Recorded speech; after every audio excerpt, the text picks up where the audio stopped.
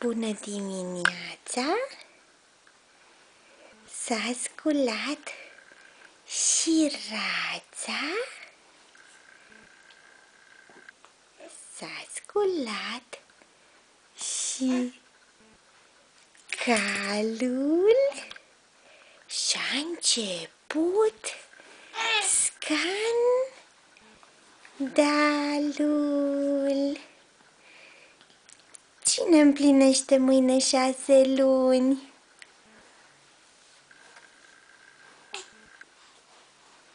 Natalia și Sofia?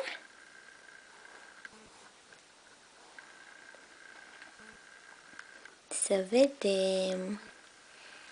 Nati, îi zâmbești la mama?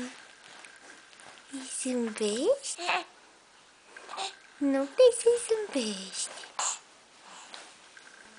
Și Sofie? Sofie? Te răstorni, mami.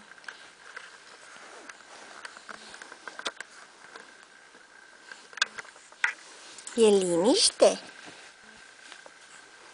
Opa, așa. Și tu? Opa, așa. Are mama fetițe mari. Dă mânuța. Hai, dă mânuța. Dă mânuța. Haide sus. Haide. Nu vii sus.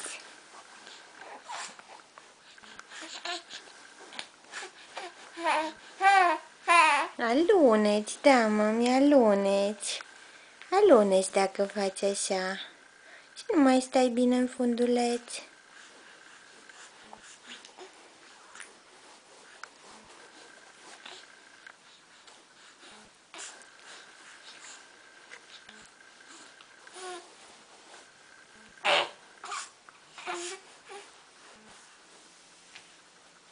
Hai să te aranjăm.